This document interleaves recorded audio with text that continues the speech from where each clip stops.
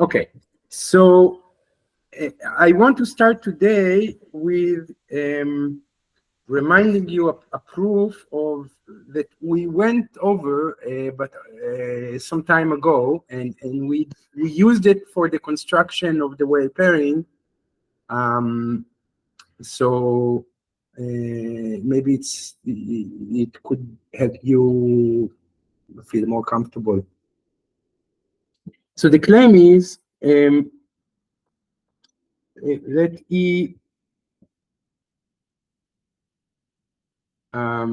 be an elliptic curve with a K algebraically closed.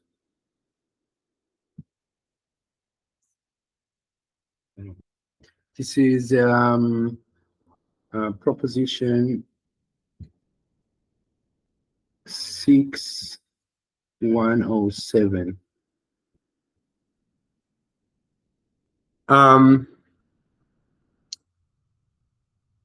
And suppose I have a rational map rho, which I remind you it's like two components of rational functions, R and S. This goes from E of K to E of K.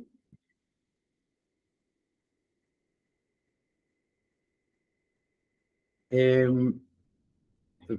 rational map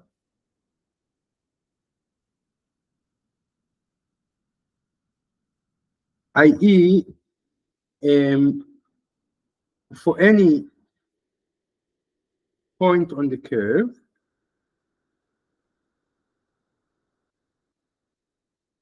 if I do, so you can think of R as the X coordinate and S as the Y coordinate, and then I want that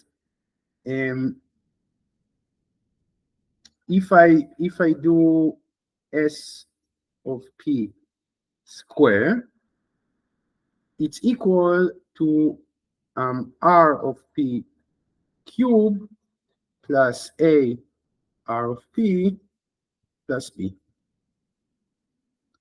All right, that's what it means to be a rational map. Then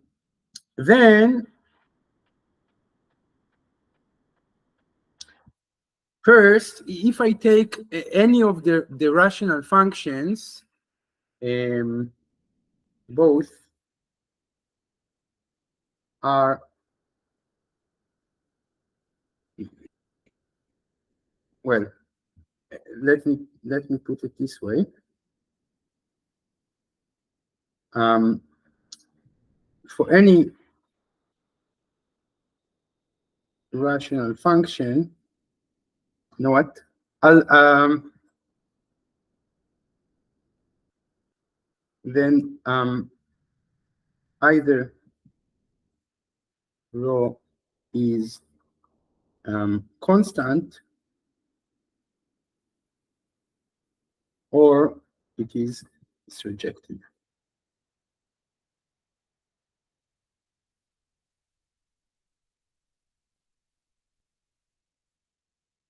And the proof, it's kind of, I was wondering if I should do the rational function case in the statement, but let's do it in the proof. So let's first show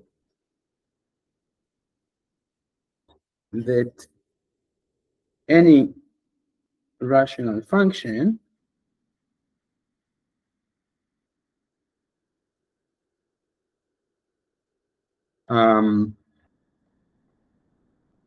let's say R in K of E viewed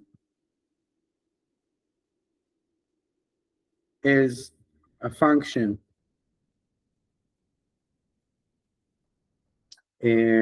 R from E of K to the projective line. Remind you, this is K union infinity.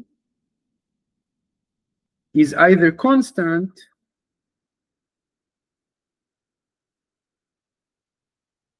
or surjective. So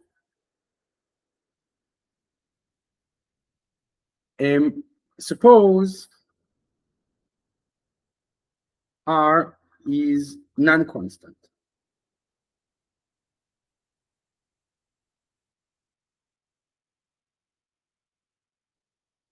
Then I claim that R has to have a zero. Then basically the divisor of R is not the zero divisor, and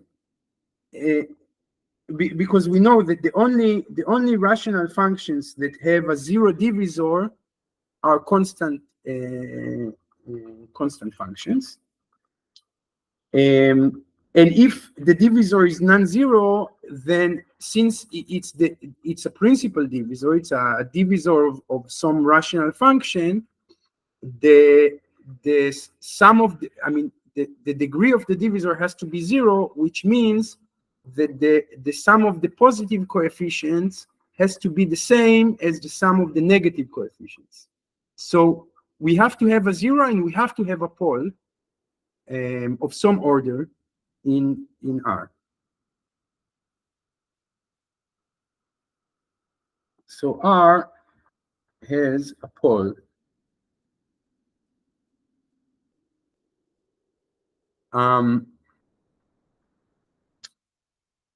for some x0 in K, R minus x0 is also non-constant.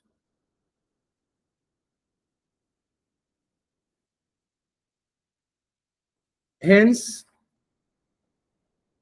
also has a pole.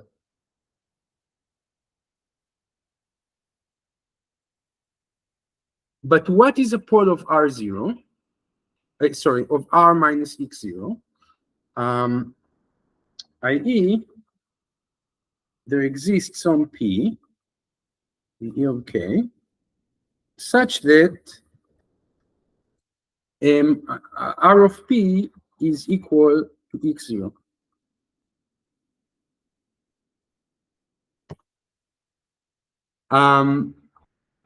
But this means that R is surjective.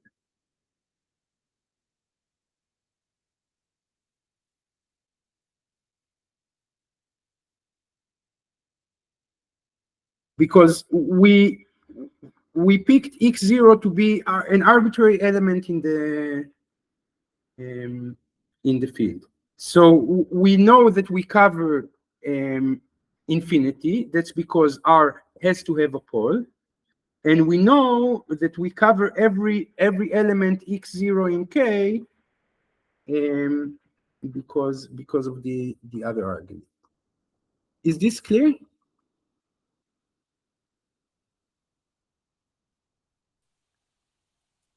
I'm a bit confused with that we say, okay, it is either constant or surjective.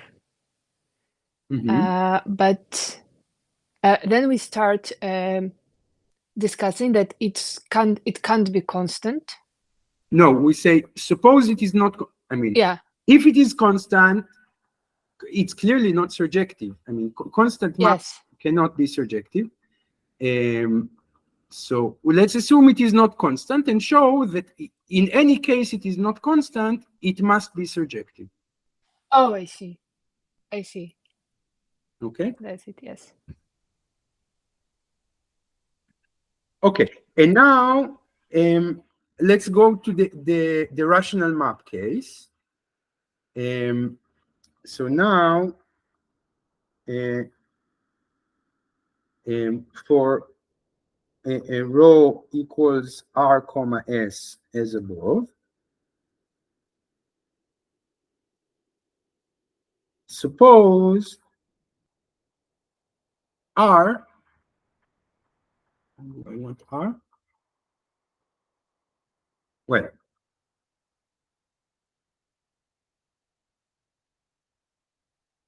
if R is constant,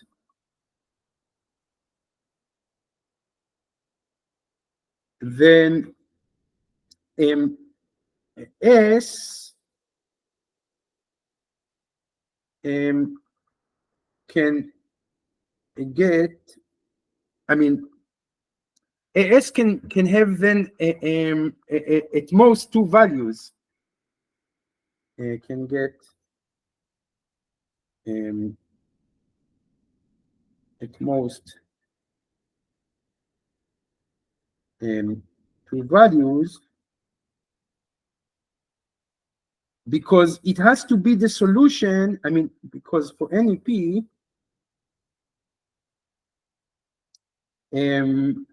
SP square has to be equal to RP cube plus ARP plus B.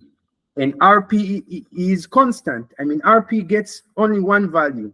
So SP, it can get either the square root of this thing. So this SP is equal to plus minus square root of this thing.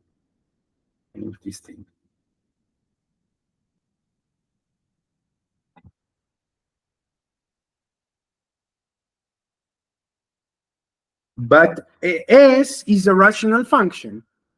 It cannot get only two values. I mean, either it's constant or it is surjective. Constant means that it gets only one value. So since it is, I mean, two values are definitely not cannot make it surjective, then it means that S is also constant.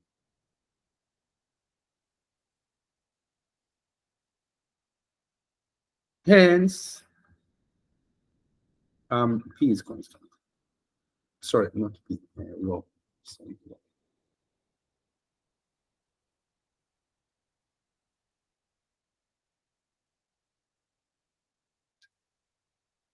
So, okay, so now suppose R is not constant.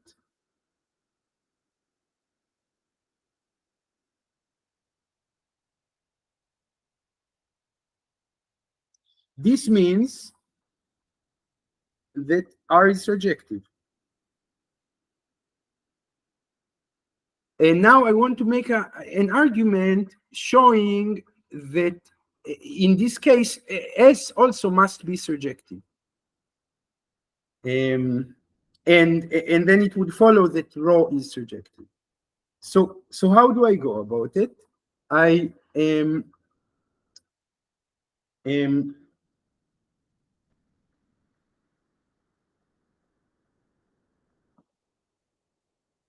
R has to have,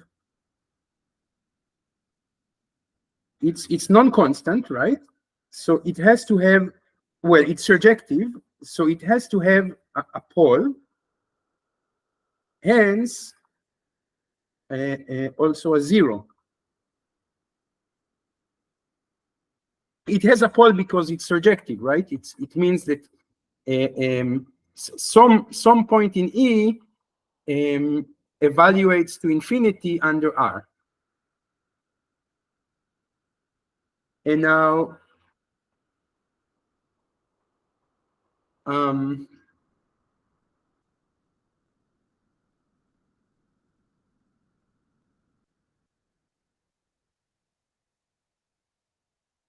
so let P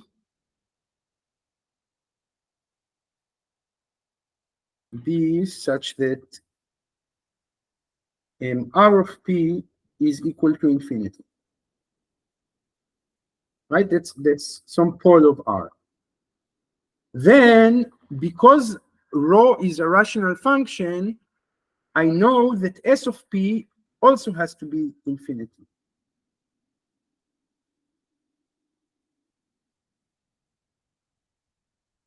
Since rho is a rational map.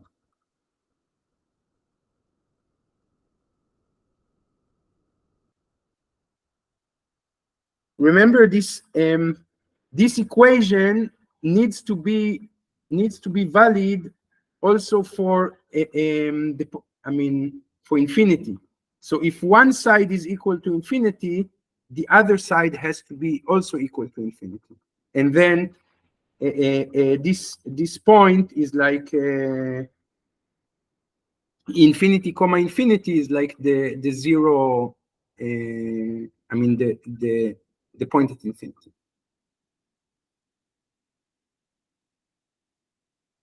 So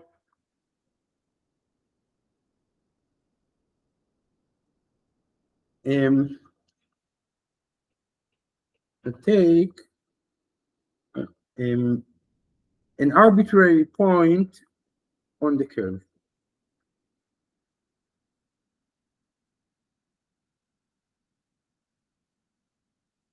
The map tau minus q from e of k is rational,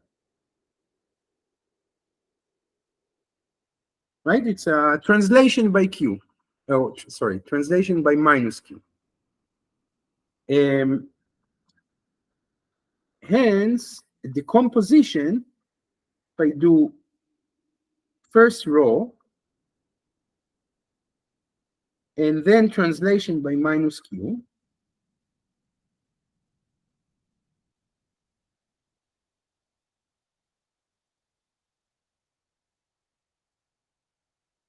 hence the composition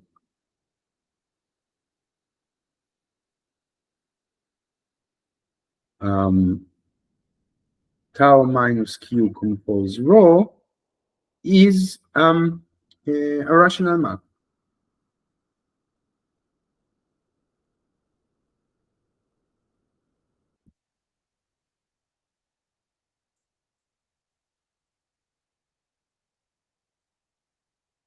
So the argument above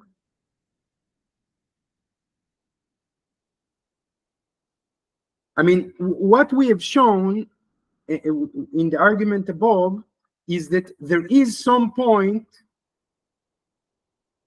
Let me just write it here.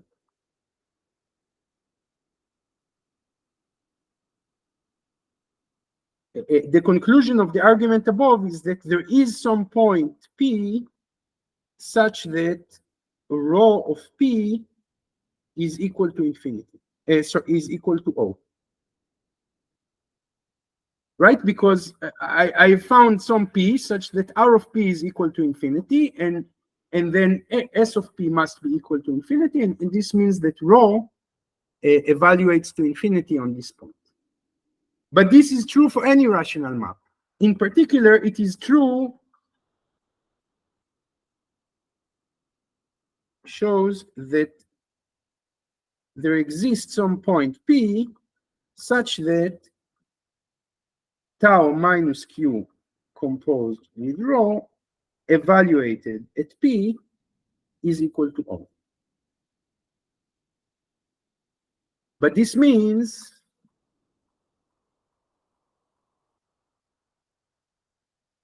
that, what is tau minus q composed with rho evaluated at P? It means that rho of P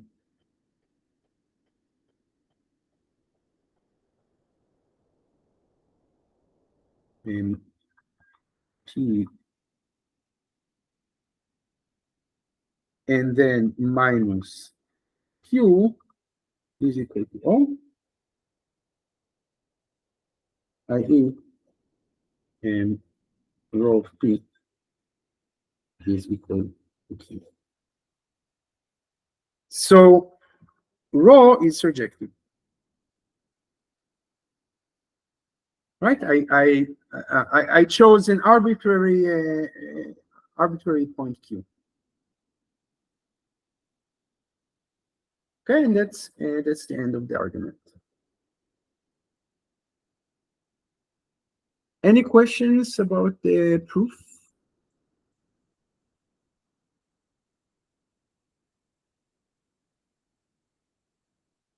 What do you think now? Does it mean that any point on the elliptic curve will be always mapped to some Q? What is surjective? Surjective means that for any point, I mean, rho is a map from the k rational points to the k rational points. And saying that rho is surjective means that for any Q that you choose here, there exists some P such that P is mapped to Q. So Q is rho of P. So the quantification of the surjective means for any Q, there exists P. Such, okay? Then when we constructed the proof, I want to a bit like reverse engineer how you came up that you wanted to take this composition of two functions to construct this proof.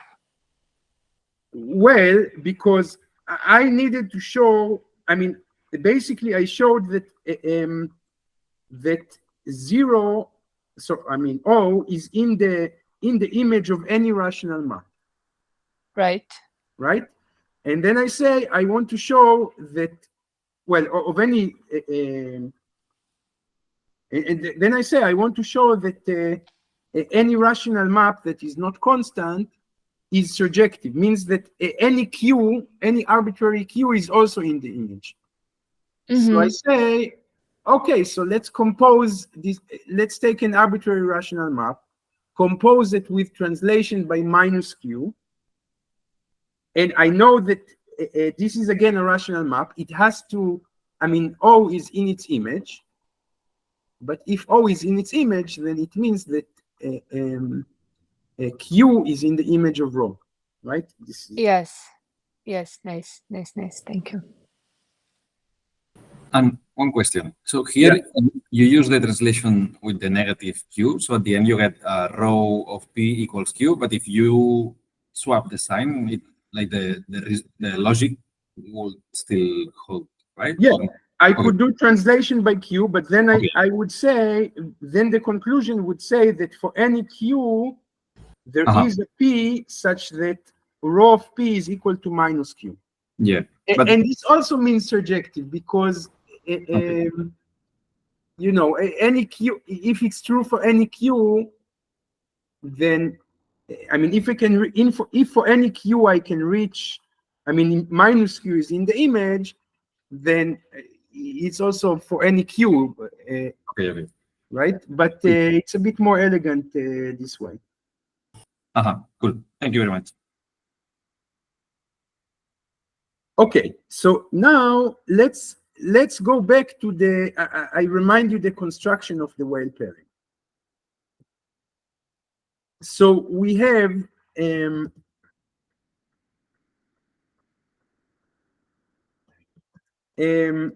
we take Q in E of n, and FQ, a rational function on E, such that the divisor of FQ is equal to n bracket Q minus n bracket O.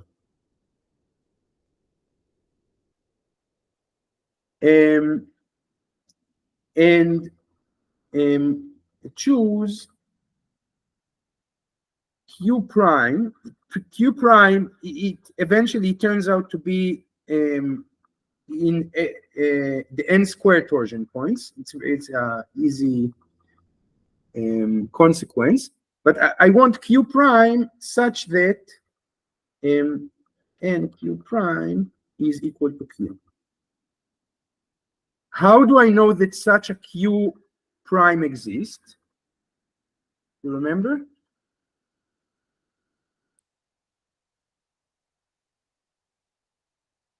think a little bit. It's not hard. We just like it's very related to the theory, to the proposition we proved.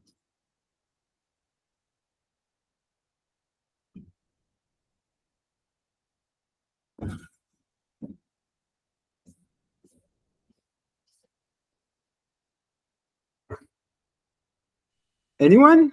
Will it be that if one of them equals to 0, then the second one also will be 0, and it will be fair for any n? But why? I mean, how can I know that there exists q prime such that n q prime is q? I chose an arbitrary q. Obviously, if there, it's just like I want to show that there exists q prime in E of k. If there exists such q prime, it's obviously going to be in n squared torsion points, because when you multiply it by n, you get q, and q is an n torsion point. So when you multiply it by n again, you get 0. But how do I know that there exists q prime in the k rational points on the curve, such that n q prime is q?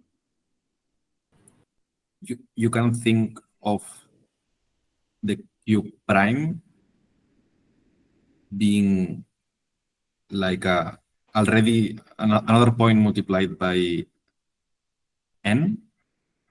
So then when you do n multiplied by n, this other point, so you are doing like n squared the point.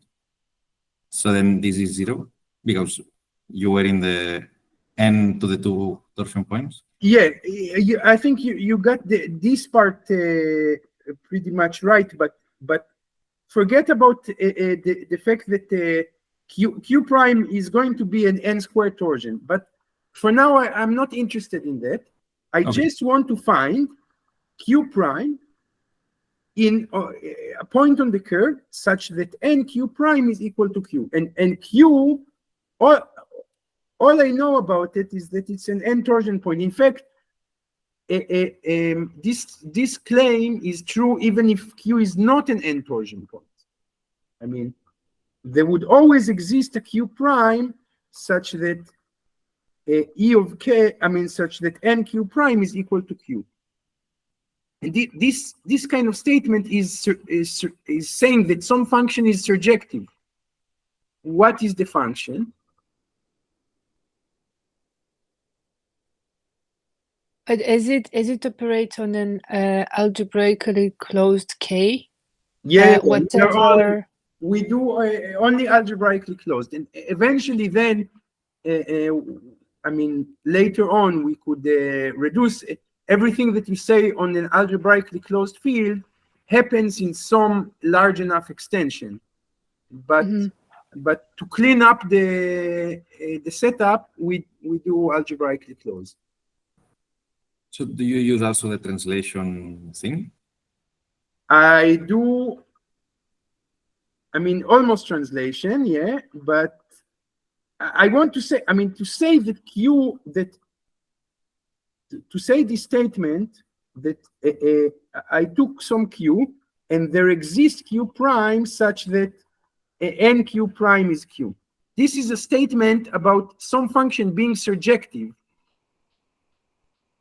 But which function is it? Nicholas, do you have an idea?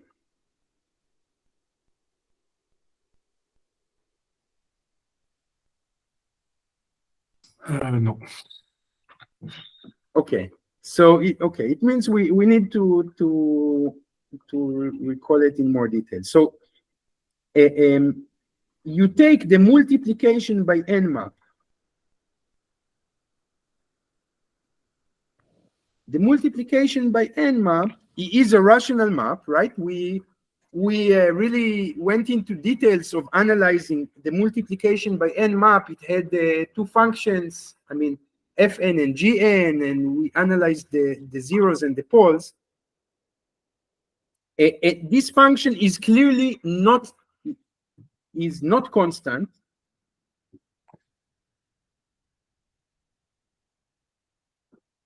hence surjective.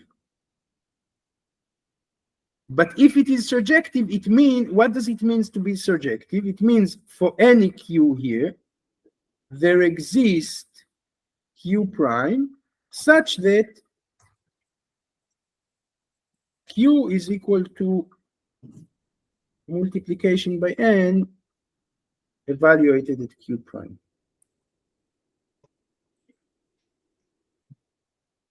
Do you see the issue here? Is it clear now why we have such a Q prime? Yes. Now? So on the right, you are getting that for any Q equals to multiplying N by Q prime. I mean, I'm saying the map, I have a multiplication by N map. The multiplication by N takes a point R, if you want, and send it to NR. Okay? This is a rational function, right? A rational map. Yes. And it cannot be constant. Why can it not be constant? This is a little bit of a tricky issue, but it's not hard. I mean, if it was constant, it means that, well, clearly, I get O, right? Because N times O is O. So if it was constant, it means that it would mean that it needs to send everything to O, which means that everything in E of K is N torsion points. Mm-hmm. But E of K is infinite because K is algebraically closed. Uh-huh. Yeah. So E of K cannot be only N torsion for any N. It cannot. It has to. I mean, it has to be. I mean, something else. Mm-hmm. So this map, a multiplication by N, is not constant. If it is, then it's surjective. What does it mean that it is surjective? It means that for any Q I take in the codomain, there exists some Q prime in the domain such that N, I mean, multiplication by N of this Q prime is equal to Q. Cool. Okay, that's like surjective means you can think about a surjective and injective intuitively as let's say injective is like embedding. It's like a function that has no repetition. For every input that I give, I mean, for every two different inputs that I plug into it, I get two different outputs. And surjective means that all the outputs are covered. That is, for any output that I choose, there exists some input that is mapped to this output. Okay?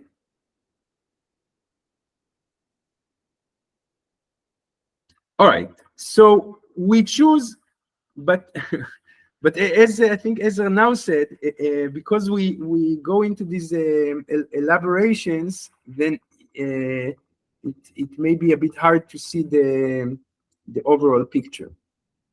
So we take Q prime that is such that n Q prime is equal to Q.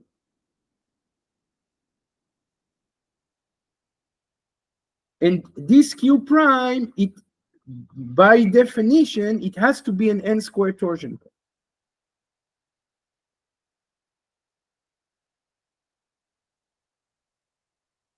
Right? Because if I multiply it by n, then I get Q, and Q is an n torsion point. So if I multiply by n again, I get 0.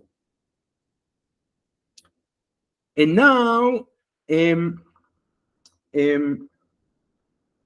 we consider the divisor d, I write a dq, but it may appear to depend on q prime. This is the sum over all r in En of q prime plus r minus r.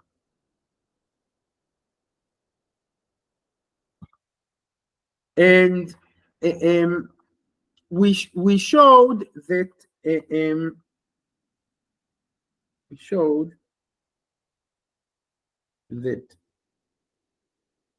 dq does not depend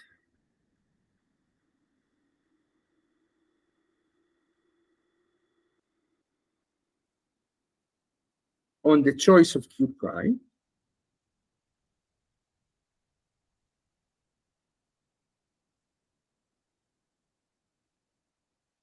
And is in fact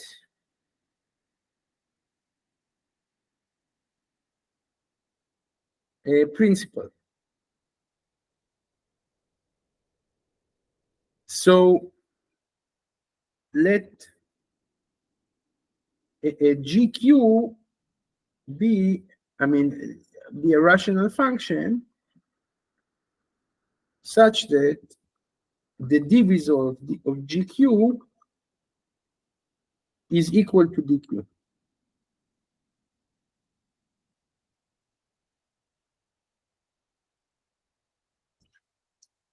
And now we showed that moreover,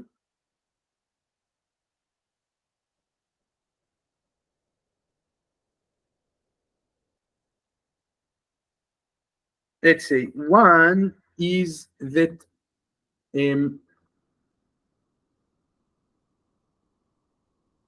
GQ to the N is equal to FQ composed with multiplication by N. GQ to the N, I just want to stress it. GQ to the N, when you evaluate it on some point P, you just do GQ of P. This is some field element. Then I can multiply it with GQP n times.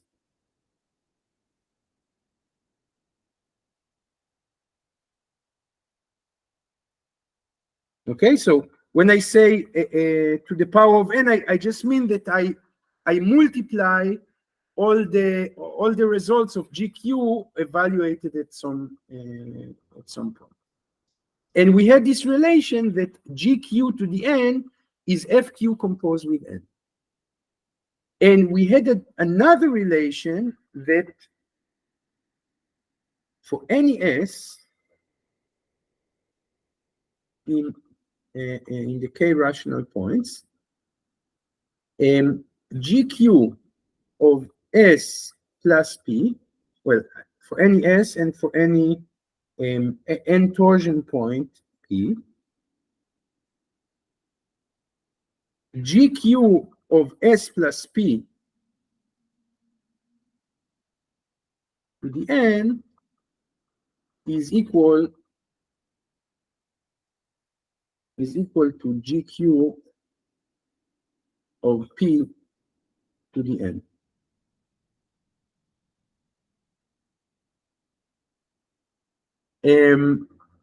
And this means, i.e., GQ of S plus P divided by GQ of P to the N is always 1.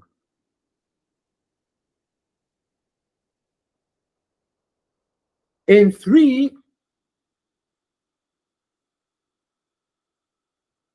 the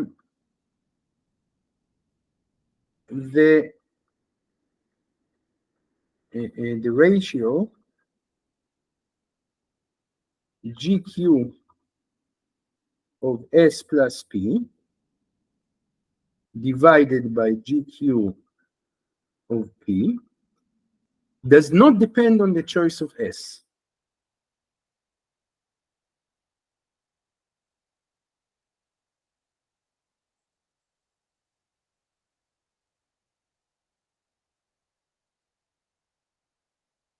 Do you remember how to prove 3 given 1 and 2?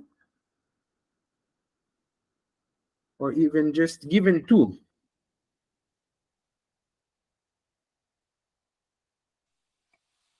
Does it mean that we can see from 2 that it's just multiplying the thing from 3 n times by itself?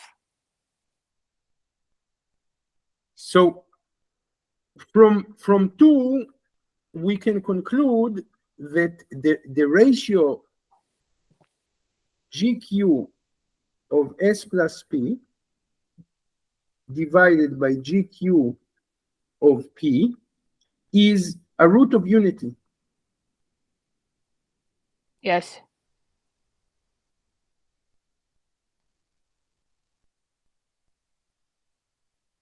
And since it is a root of unity, now I can, and this is, I chose arbitrary n torsion points P and Q. Okay, and now, so I can think of this ratio in orange as a rational function in S. A rational function, that is, you take a point on the curve and you evaluate this expression, you get some element in the field. Generally, it's in the projective line because you might get infinity. But if I fix P and Q, this is a rational function from E of K into the projective line, right? This rational function cannot be surjective. So the expression GQ blank plus P divided by GQ, actually, yeah, I should have written S here. Sorry, this has to be S. Oh.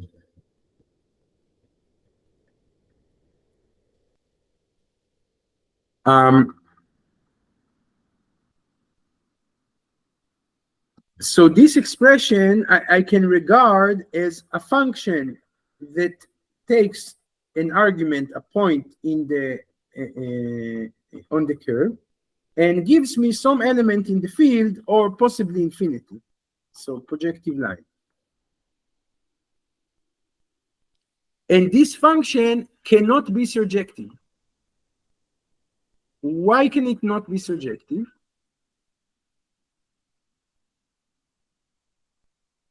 Because it's constant?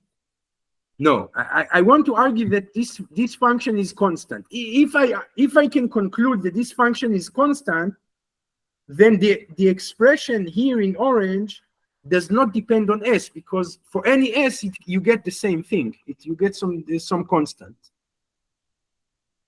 right? So this the claim in 3 here in green would follow from arguing that the ratio here in orange is I mean the function here in orange is constant. But in order to show that it's constant, I need to rule out that it is surjective, right? There could be only 2. Okay. So how can I rule out that it is surjective? It's because the roots of unity, like, so all of the things that you fit in will end up into 1. Yeah, into so then roots it's of like unity. repeating The inputs root- for a single output. Exactly, you're completely right. Because here in the projective line, I have the roots of unity. This is denoted as mu n of k, and mu n of k is solutions of the polynomials. It's like zeros of the polynomial ex to the n minus 1. And there could be at most n zeros. So if I know that this expression always lands here, it means that this function in orange cannot be surjective. Okay? Is this okay or now, Lisa?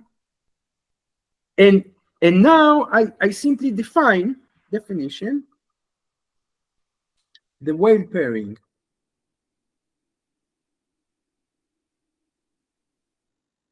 of P and Q in n torsion points is I denote En PQ. This is this ratio GQ of S plus P divided by GQ of S.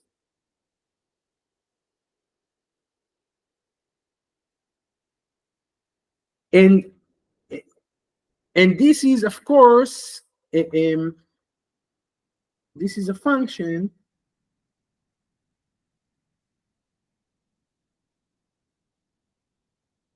from, so I write En from E of bracket N times itself, because I need to give two arguments to this function, and I land, I can either write K or I can write, in fact, mu n of K.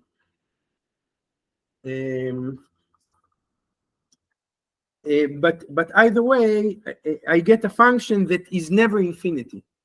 So it's always some value in the field.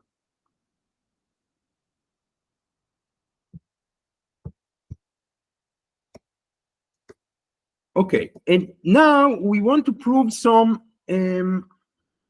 properties about the function. Yeah, is there a question? So we want to prove several properties. The first property. Oh, I'm sorry, I asked the question without the mic. Yeah. Should it be P plus Q on the up and not S plus P? No, it should be S plus P. So the Q, this is kind of a strange definition. I mean, the Q is involved when you construct GQ. But what is GQ? GQ is some function whose divisor is this expression. Oh, right. Okay, and so this is the I know only it's thing. like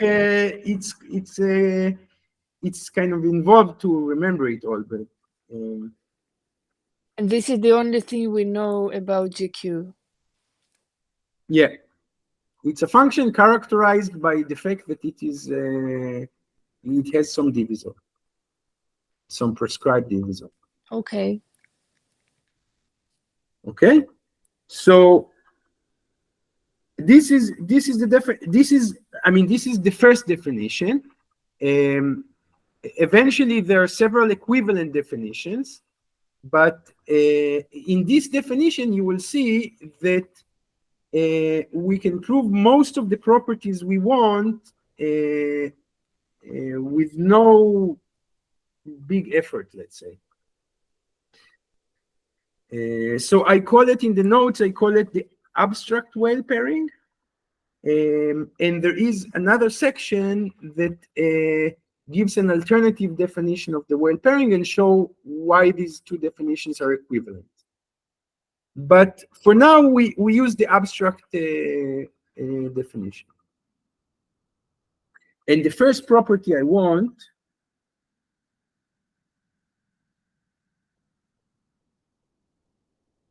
En is bilinear.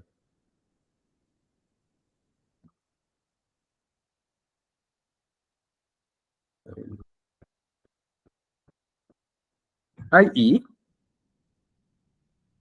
for any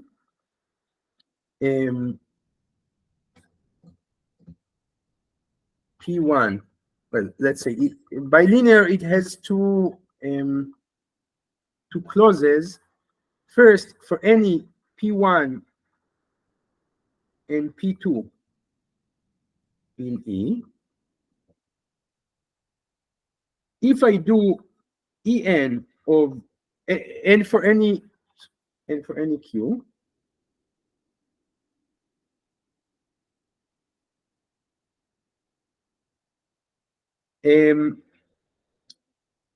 if I do En of P1 plus P2 paired with Q, I get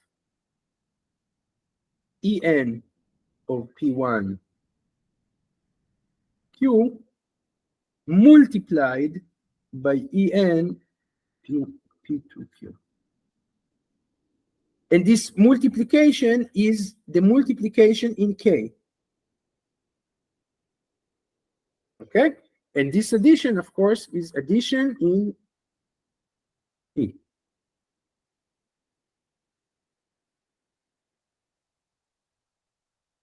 And the second part of bilinear is that for any Q1, well, for any P, and any Q1 and Q2 in E, if I do En of P Q1 plus Q2, then it's the same as En P Q1 times En P Q2. Okay, so this is bilinear is like linear in both of the arguments, in both of the variables. So if you fix one variable and you take a sum of things in the other variable, then you get the product of the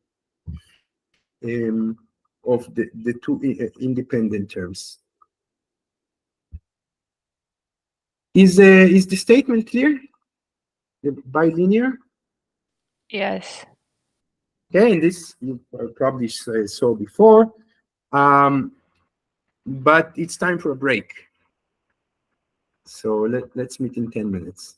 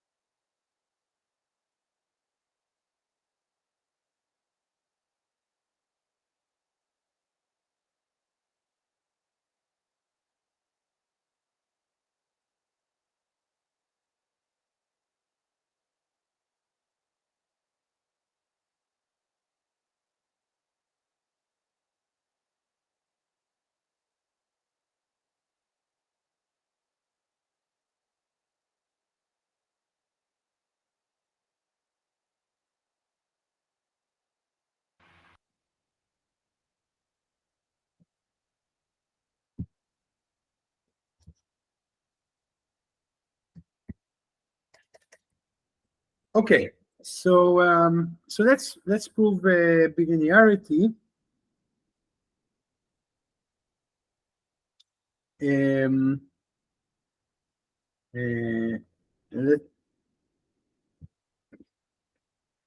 Let us first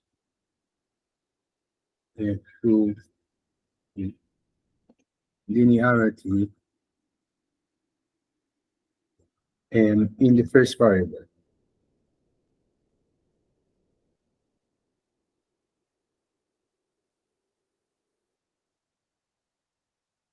So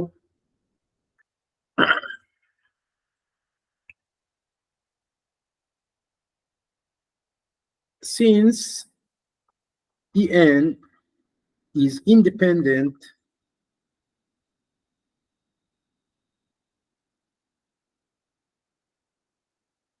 of the choice of S,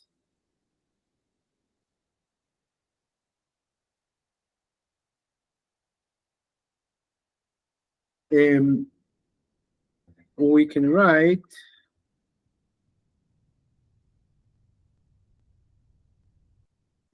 basically I do En P1 Q multiplied by En P2 Q, and this is, well, the first term I just do as is. I mean, as the definition, this is like GQ of S plus P1 divided by GQ of S. And the second term, I do GQ of S plus P1 plus P2 divided by GQ of S plus P1. You see, what I did here is I took some S, I chose some S to calculate En of P1 Q, and then I chose another S, namely S plus P1, this is, you can call S prime, in order to calculate the En of P2Q. Okay? But this is equal to well, now this is cancelled, right? I need another color.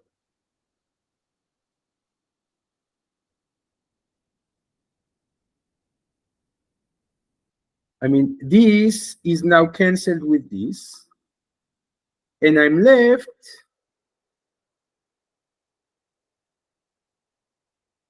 with a GQ of S plus P1 plus P2 divided by GQ of S. And this is by definition En of P1 plus P2, comma Q. Okay, so I get linearity in the first variable. Is this clear?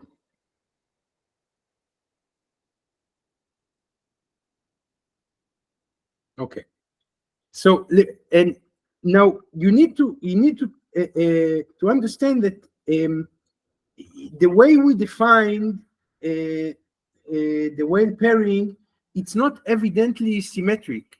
So it's not like I can say, okay, we did it in the first variable, and now just do a symmetry argument, and it means that also it's linear in the second variable. In the second variable, when I change Q, I change Q in the GQ, and this is a priori, it's something different. So you will see that for the second argument, for linearity. In the second argument, or second variable,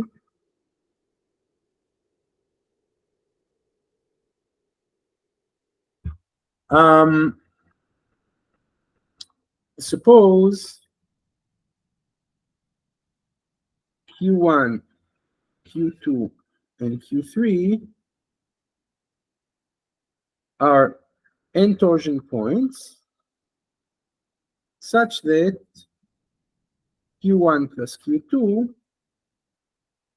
is equal to Q3.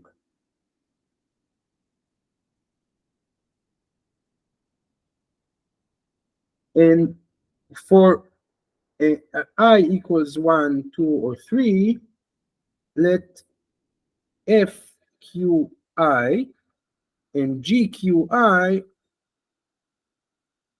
be as in the construction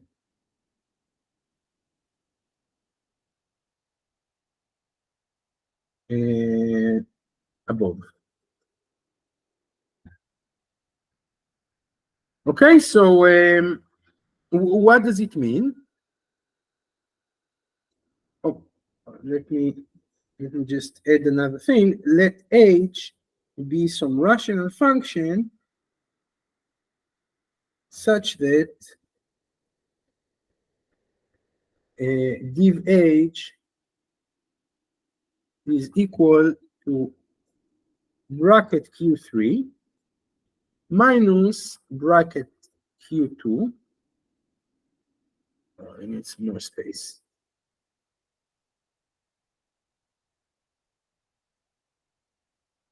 Div H is bracket Q3 minus bracket Q2 minus bracket Q1 plus O, plus bracket O.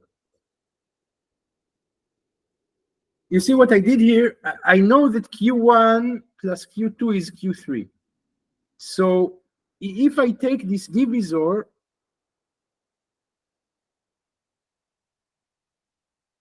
you can see that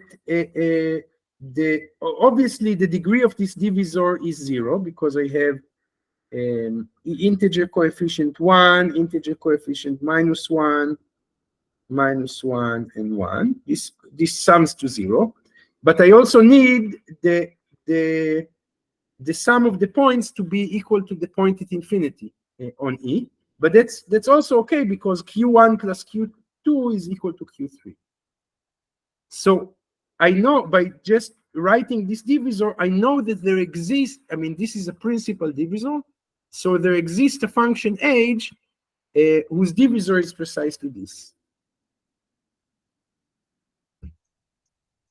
And now I have the following. I take the divisor of FQ3 divided by FQ1 multiplied by FQ2. What is it? I mean, remember, the divisor of FQI is NQI minus NO. And the divisor of a quotient is the difference of divisors. So this is like div FQ3 minus div FQ1 multiplied by FQ2. But the divisor of a product is sum of divisors. So this is div FQ3 minus div FQ1 minus div FQ2. And now I know I know that the divisor of FQI is this expression, so I get NQ3 minus NO minus NQ2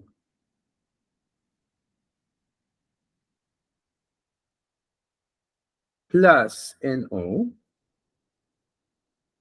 minus NQ3, sorry, NQ1 plus NO. And this is, I mean,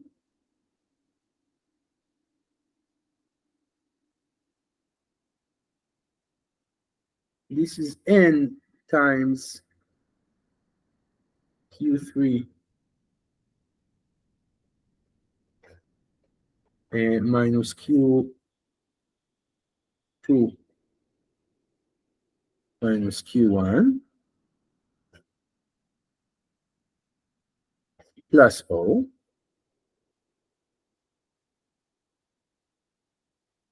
And this is simply N times the divisor of H. And N times the divisor of H is the divisor of H to the N.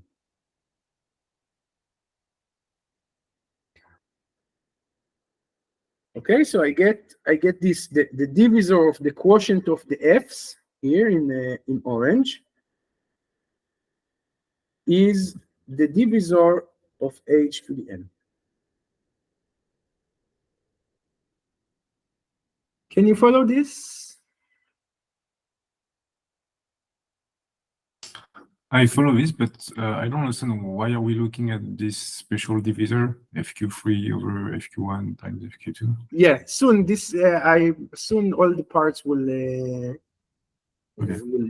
be brought together. So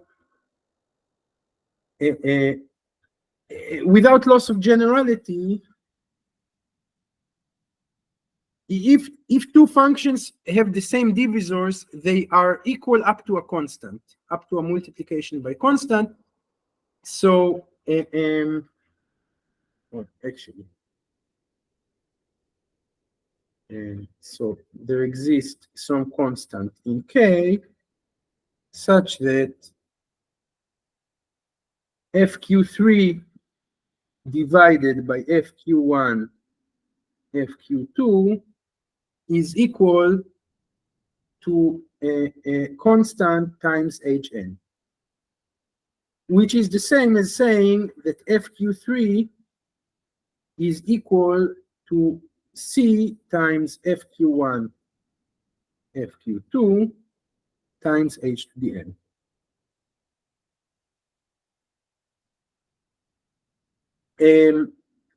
And now recall,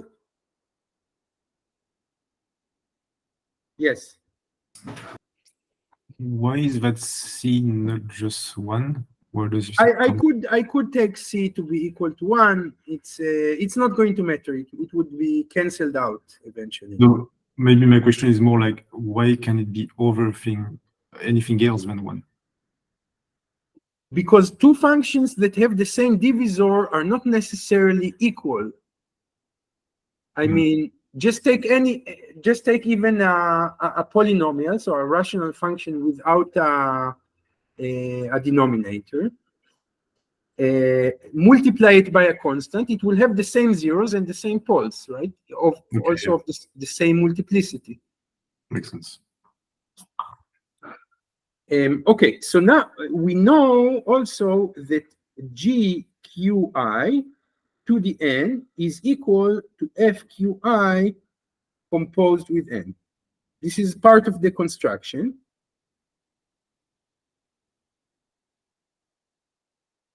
And now, so it means that I can, I write GQ3 to the N.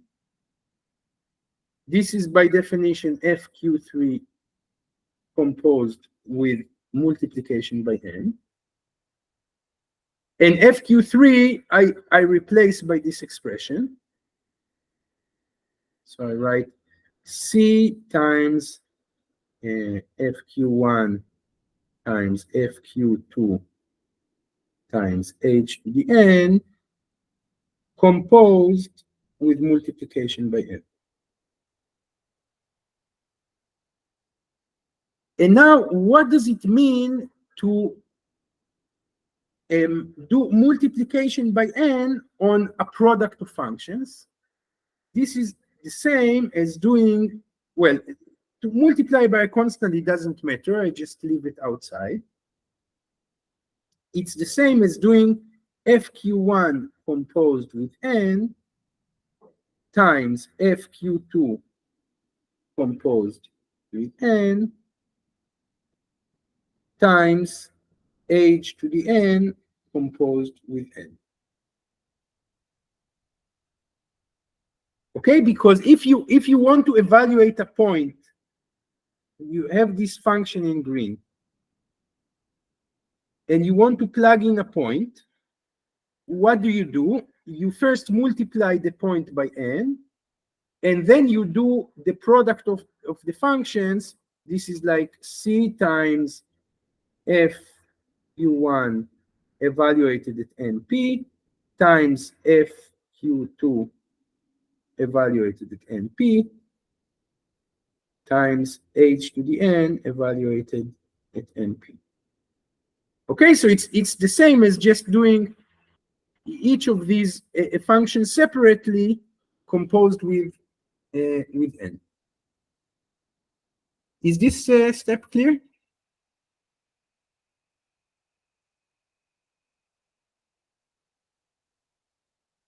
Lisa, what do you think? I think it's fine. Okay, and now I do the same trick, but with h to the n. H to the n is just h times h times h n times.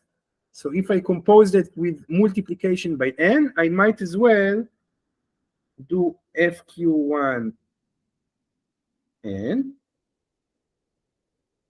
fq2 composed with n, times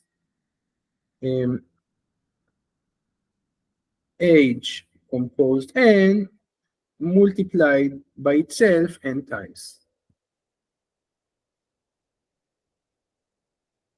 And now I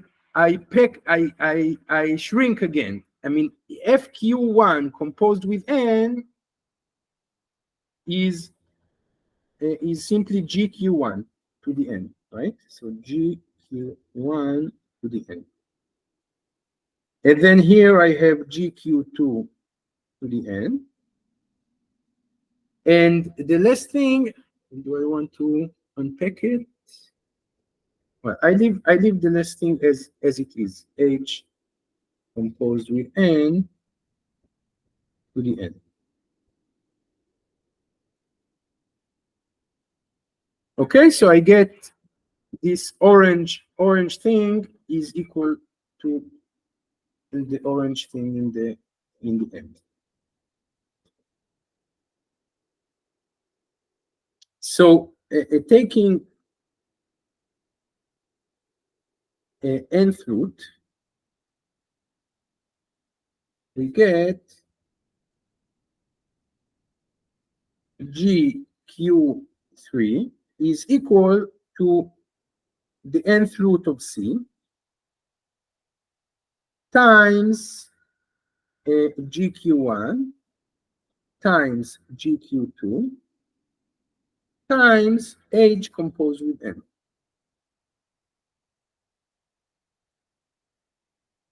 And how do I know that I can take n root of c?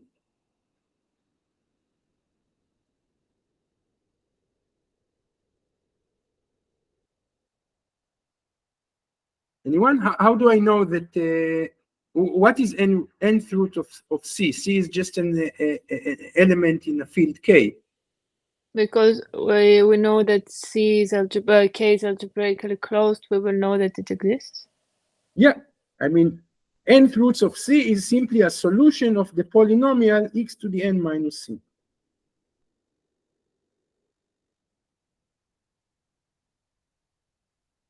Okay, it's not necessarily unique. but I can take, I can just choose one. And okay, so now I get an interesting relation between the GQs. And I can go to the definition. So now I take En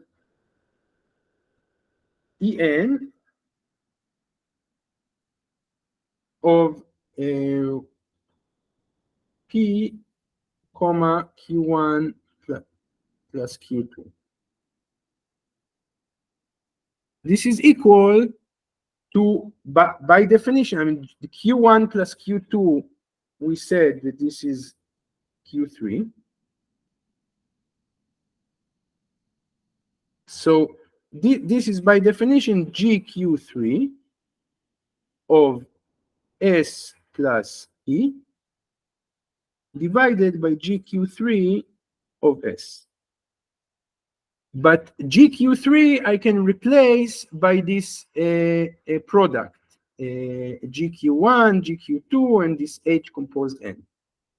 And since I have a quotient GQ3 of something divided by GQ3 of another thing, the constant, whatever it is, cancels out. So I can just write GQ1 of S plus P times GQ2 of S plus P times H composed N of S plus P divided by GQ1 of S times GQ2 of S times H composed N of S.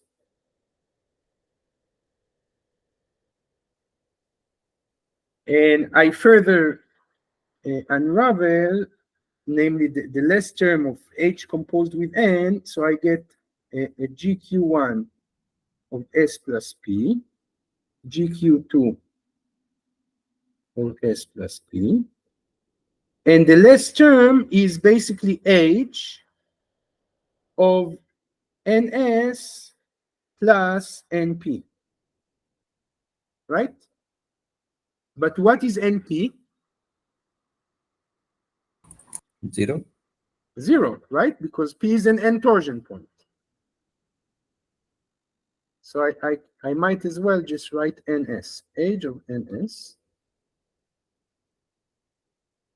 And here I have GQ1 S plus P, GQ2. Sorry, not S plus P, S, GQ2 of S times, again, H of NS. So the H NS cancels out. And now I get exactly, you see here, the orange is En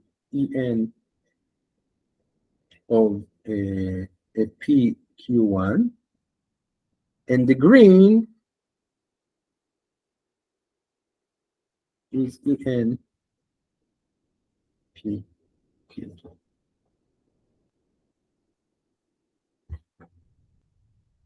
Okay, and this finishes the proof, right? We started with En of P Q1 plus Q2, and we ended up with the product. So I get linearity in the second variable now. Any questions? I understand technically what we did, but I don't understand why is it so different for the first variable and for the second variable. Well, because for the second variable, I need to let the GQ vary.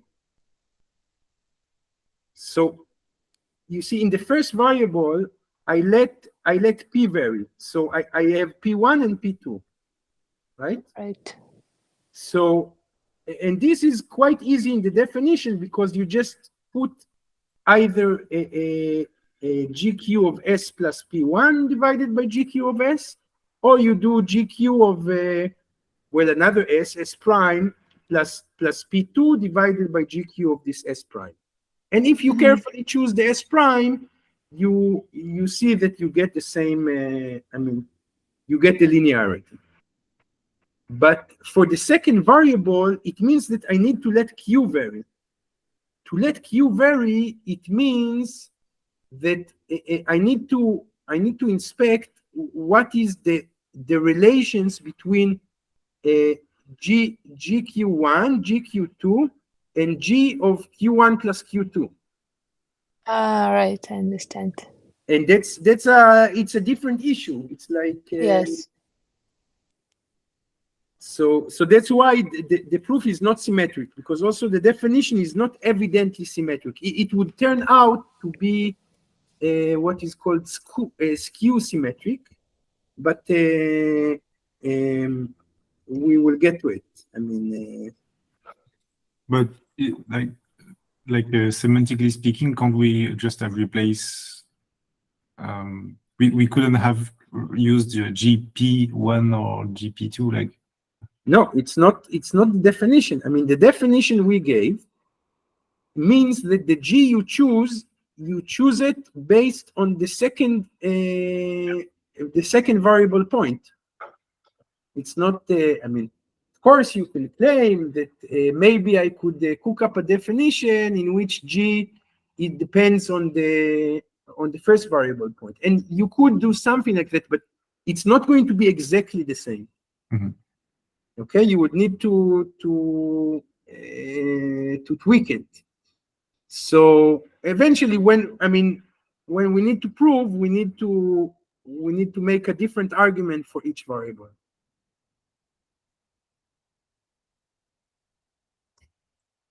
Okay. I kind of let's see. I think we can do the second property, but maybe not quickly. So the second property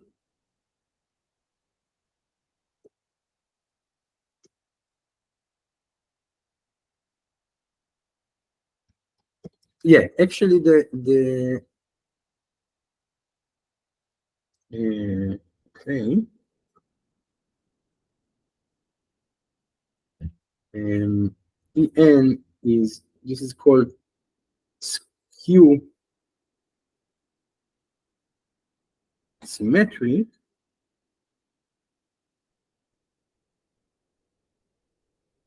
i.e. first, En, if you plug in the same point, Q and Q, it's equal to 1 for any n torsion point. And 2, En of P plus Q, sorry, P paired with Q is the same as En of Q paired with P minus 1. And this minus 1 is in the field, right? Because En of PQ is just an element in the field.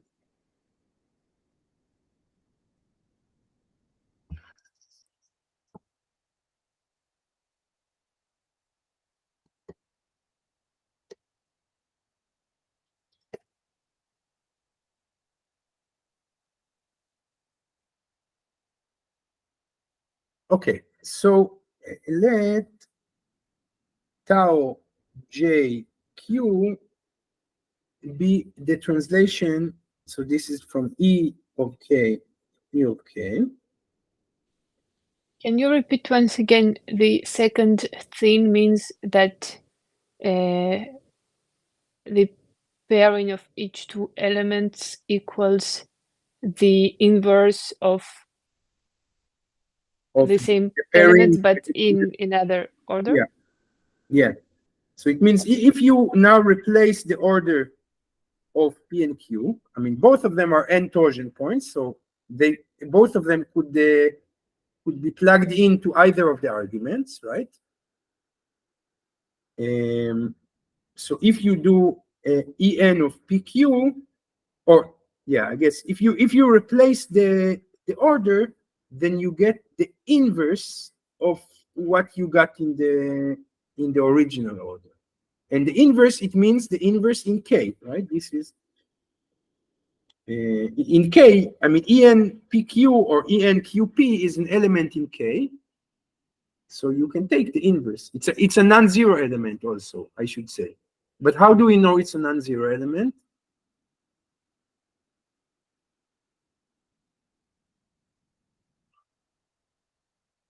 Anybody?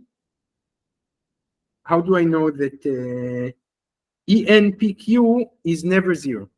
Never the zero element in K. Because it belongs to one of the roots of unity. Exactly. Zero is not a root of unity. Okay, so let's let tau JQ be translation by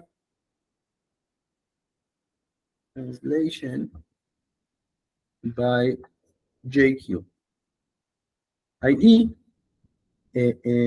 This, well, I'll just write it in a different color here.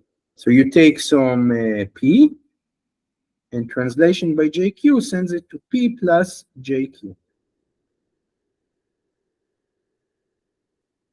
This, for some, I mean, J is some positive integer, or in fact, some integer. And now, so I can take for a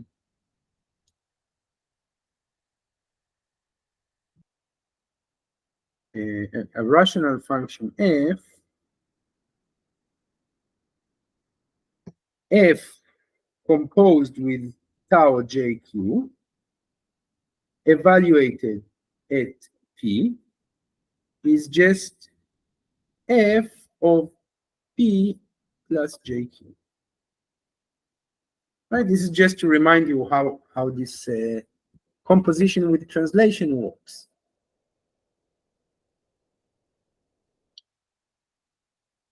And observe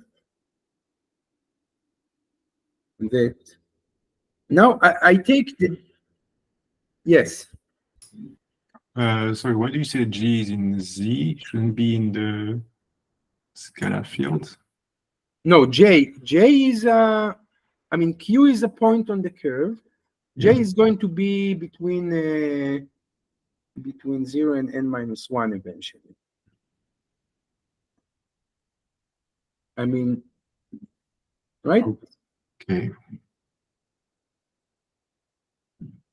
So I claim now that yes, Nicholas? No, it's just from a developer perspective, I'm used as J being in the prime field of the scalar field, because you usually cut scalar field. But here it's not the case. And so you define scalar multiplication with something which is not in the scalar field. So that's why I'm a bit... No, I mean, you can take any integer. You have an elliptic curve. You can take any integer and multiply this. I mean, what is JQ? It's just Q plus Q plus Q, J times. Yeah, makes sense.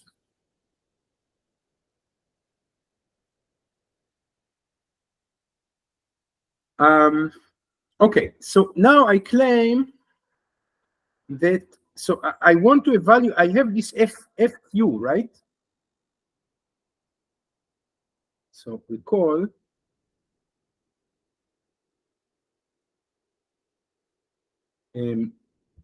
FQ is such that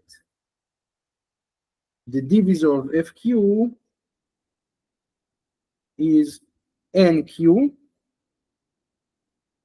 minus NO. And now I want to evaluate the divisor of FQ composed with tau of JQ.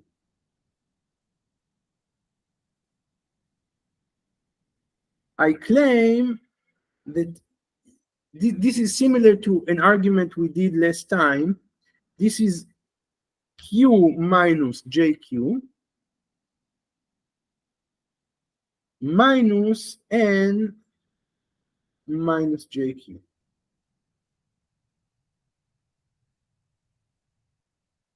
And why is that? We need, I mean, we know that the zeros of FQ, I mean, FQ has only one zero, namely Q. And the order of the zero is N. And it has one pole at O. Now, if I do the composition of FQ with translation by JQ, then basically the divisor translates. I mean, translation is a bijective map on the points on the curve. So it's not like many points are mapped into Q. The only point, there is one point that is mapped into Q under this for this composite function.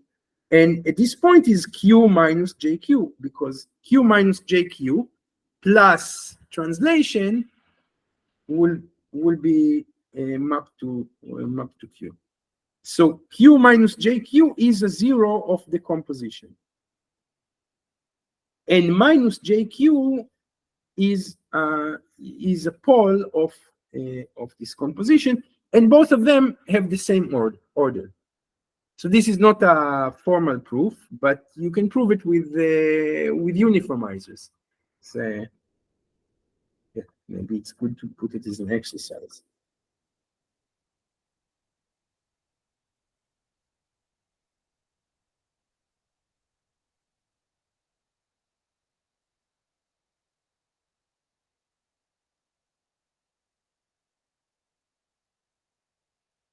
Is this point clear, modulo the things I didn't prove? Is it intuitively clear why the divisor of the composite would need to be like this?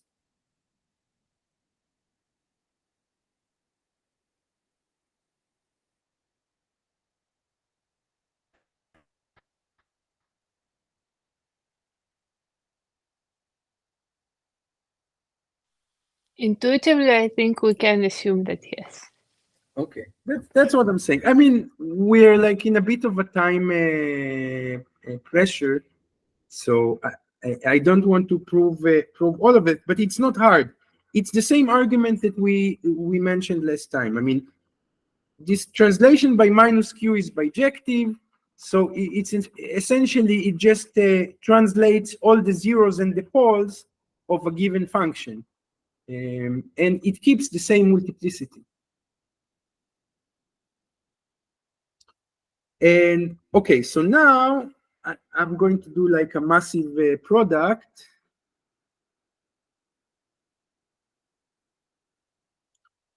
I take the divisor of the product J equals 0 up to n minus 1 of FQ composed with translation by JQ.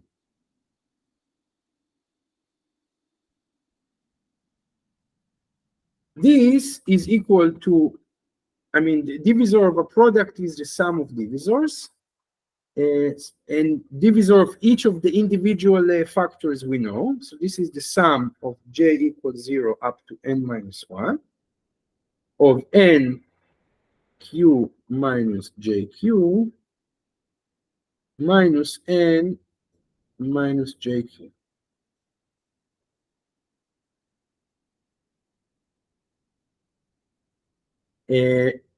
And you can see that that this is actually going to be 0, because all the terms, they cancel out each other, right? I have like let's see, So when j is equal to 0, I have in the green part, I have nq, n bracket q. And in the orange part, I have n bracket o. Right, so let's just do it in another color. So j equals 0, I get nq minus n o. J equals 1, I get n q minus q, which is n0, minus n of minus q. Right, so you see this one is canceling with this one. And let me just continue a little bit to show you the principle. So j equals 2, I have n of q minus 2q is minus q. So n of minus q, minus n of minus 2q. So this and this cancel out as well. And eventually, everything will cancel out. Okay, when n is equal to, sorry, when j is equal to n minus 1, then I get n times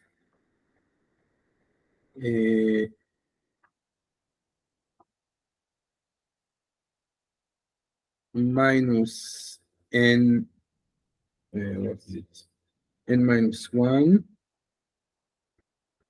1 minus n minus 1 is minus n q.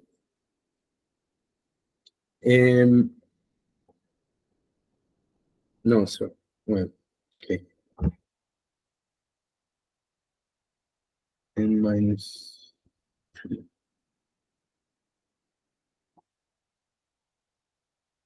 Let's do q minus n minus 1 q is 1 minus n minus 1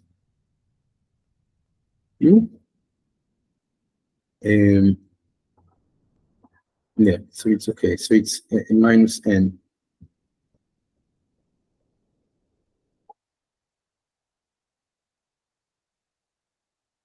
Minus n q.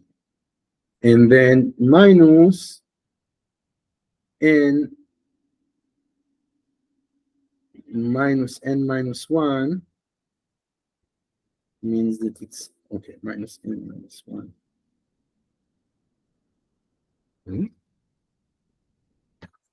And as you can expect, this guy is going to cancel out with this guy. And when I do here, minus n minus 1q, this needs to be, this needs to cancel out with the first term. Something is,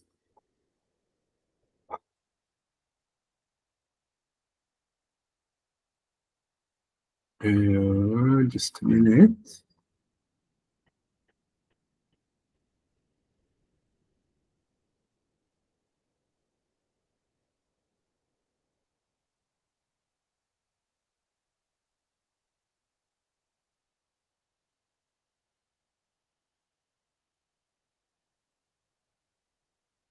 Yeah, so here it's always,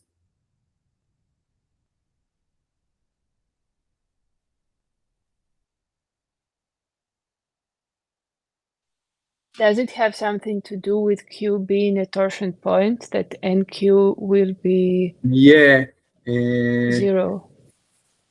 yeah, I guess so. So minus n minus 1 is going to be, I mean, minus NQ is going to be 0. And then minus, yeah, so exactly this. So this is NQ because Q is a torsion point. So this is minus NQ is 0 because NQ is 0. And then minus 1 of Q is Q. So this cancels, and here I have the minus. This cancels with this. So all in all, I get that the divisor of this function is 0. And if this is a function with divisor 0, it means that it's constant.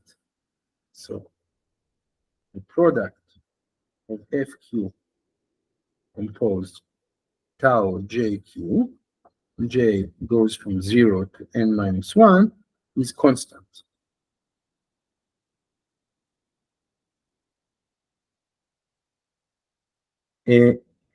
Now,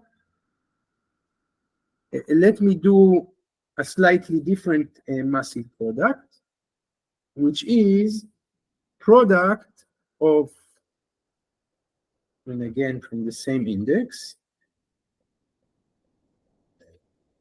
of GQ composed with tau of JQ prime. Q prime such that NQ prime is equal to Q. I take this massive product and I raise it to the nth power. GQ, so if I have this, I might as well replace GQ to the n with FQ. So this is, first of all, when you do to the nth power, you can just do nth power on each of the factor of the composition. So this is GQ to the n tau. Yeah,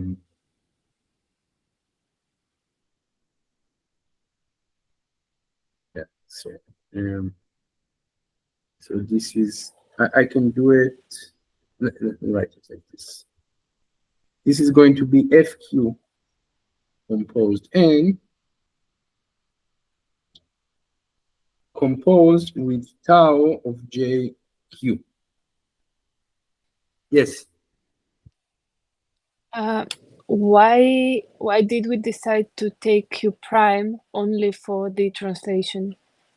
Because I mean, exactly because of this equality, it's kind of hard to explain all the picture before completing the argument. But okay, and but then I mean, the transformation will follow from the definition of NQ prime equals Q. Yeah.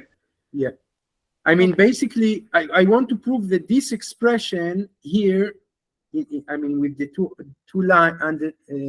underlines, is also constant, and then I could take an nth root, which means that it's also going to be constant, and then you'll see. I mean, sorry, I don't have a better answer, but it's kind of hard to explain the whole argument. No, it's fine. Thank you. So, but I'm claiming just as functions, this is not hard. You have this equality because GQ to the n is equal to FQ composed with translation by multiplication by n.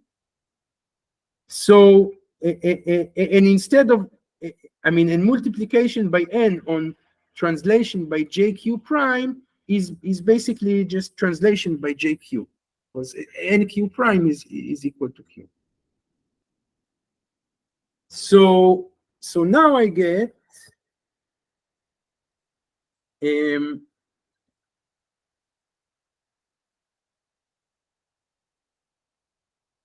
actually, sorry. here there is still a translation by JQ.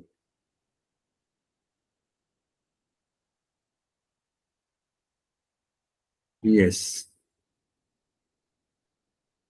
Yes. So let me just expand a little bit here. We have a GQ composed with translation by JQ prime to the nth power. So I definitely get like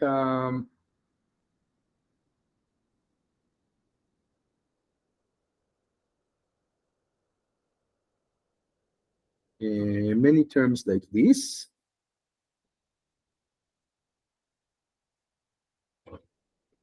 I'll write it here.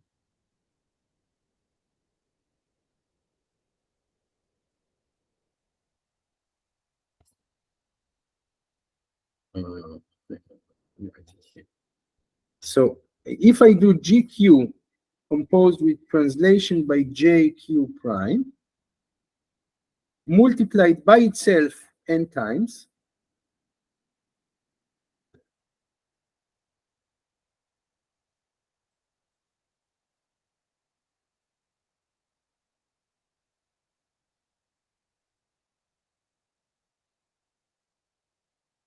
then what I can do, I mean, this basically the same argument that we talked about before.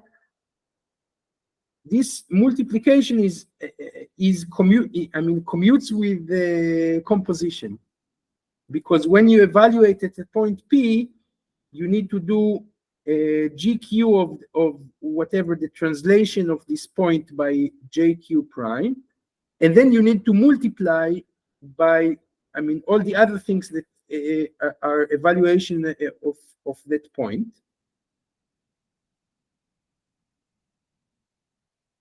And this is just a GQ of P plus JQ prime times itself many times, n times. And this is the same as doing GQ evaluated at the point P n times, multiplied by itself n times, composed with J. So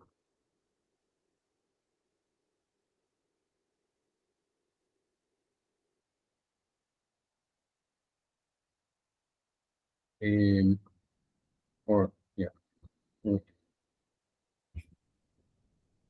let me just write it like this: GQ n times composed with tau JQ prime evaluated at P. Right? This is these two expressions are equal. So I get that I can write this massive product GQ composed with JQ prime, composed with the tau JQ prime, as this FQ composed with N, because GQ to the N is FQ composed with N. And so I can rewrite this term as a product.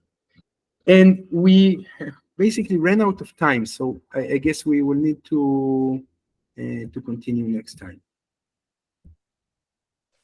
Okay. But a question so far?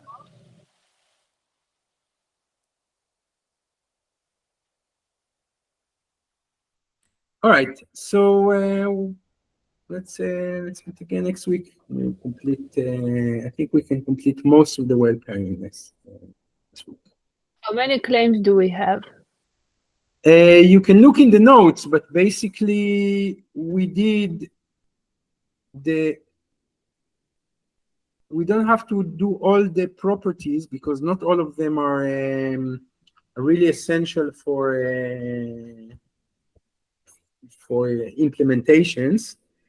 But let's see, I have in the main theorem, this is 6.144. It has eight clauses. We did the first two, well, the first three we did today. The fourth, we are like halfway. And then basically then we just need the non-degeneration, which is not going to be hard. So I think next time we can complete all the, all the relevant properties of the Weil pairings that are essential for the implementations. Okay, thank you. All right, so see you next week. Bye. Awesome. Thank you very much. Bye. Bye.